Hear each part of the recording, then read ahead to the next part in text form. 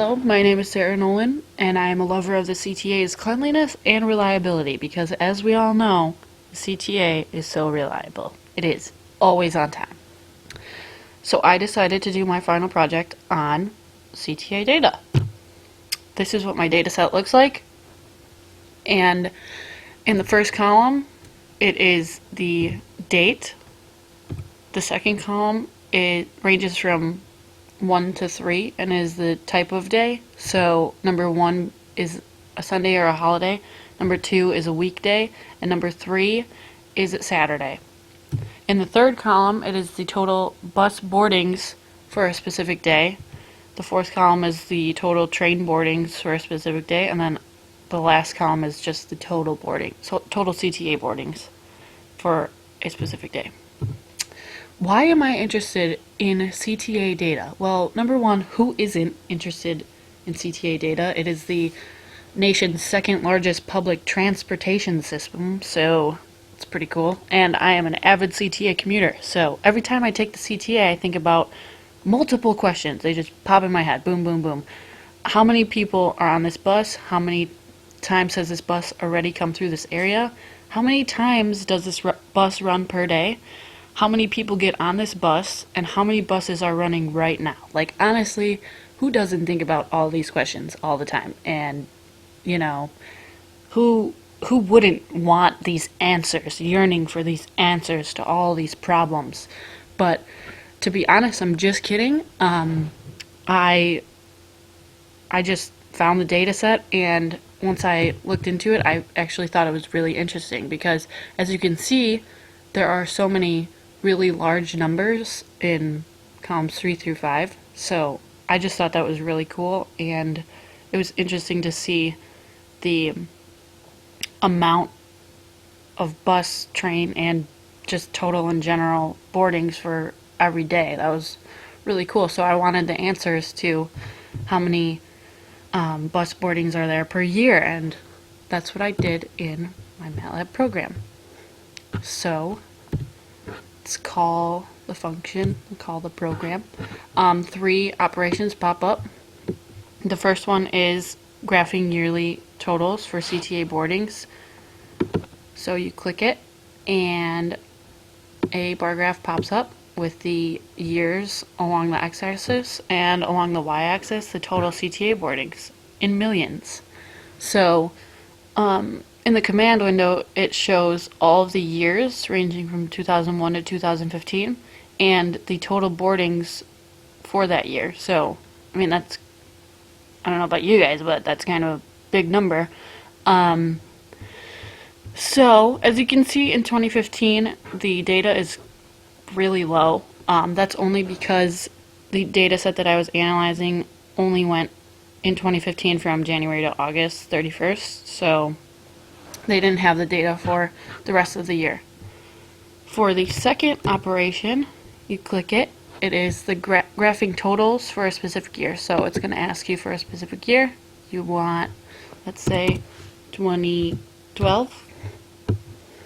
And it will give you another bar graph of the totals for that year, with the months on the x-axis, and along the y-axis is the total boardings in millions for that month.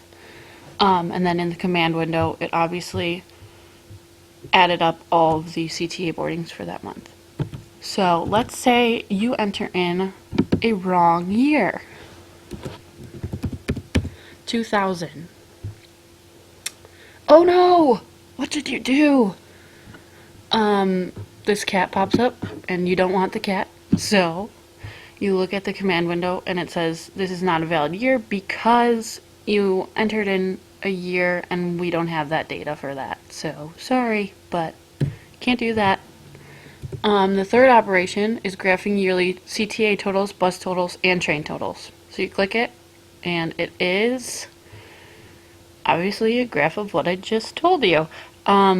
It's an area graph, so I kind of compared it to a stacked bar graph, but it's just kind of pushing all of that data together. With the darkest region being the total CTA boardings, so it's kind of hidden here. and then the middle section is the total bus boardings, and then the bottom section is the total train boardings. And my command window, it shows you the year as well as the total amount of boardings, and then for that year, what's the percentage of bus versus the train boardings. Also, another operation pops up and it asks you if you would like to see more. And you're always going to say yes, because who wouldn't want to see more data? Duh. So you click yes. And it asks you for which year specifically would you like to see more data for. So you enter in 2013. Click OK. And what pops up in the command window is specific CTA boardings for that year that you entered in, and then it adds up the months, the amount of boardings per month, and then also the graphs pop up, with the first graph being the total CTA boardings. So what just popped up in the command window is visualized in this graph, and then in the second graph it is the total bus boardings for a specific month, and then in the last it is the total train boardings, and then along the x-axis is the months, and then along the y-axis is the total boardings. And that these axes both you can use them for the two graphs that don't have axes. And also, the last thing that pops up is another operation, and it asks you if you would like to see averages for a specific year. And you're gonna click yes, because who, again, wouldn't want to see more data? So let's enter in 2002. And it gives you, in the command window, it'll give you the month as well as the year, and the average in millions of CTA boardings. And then on average, there were about X amount of 100,000 bus boardings as well as X amount of 100,000 train boardings. And then the last figure pops up, and it is 3 different graphs of the average CTA boardings, the average bus boardings, and the average train boardings for the year that you entered in. But again, if you enter in a wrong year, or let's say you don't want to see more data, and that really makes me sad, but let's say you just don't want to see any more data. Whatever, I don't care, but I do, because that's sad. And then let's say you enter in, yes, you would love to see more data, but you enter in a wrong year. No, what did you do? And it obviously prints to the command window, you have entered in a wrong year, because we don't have data for that year. This concludes my project. I hope you enjoyed it. Thank you for watching.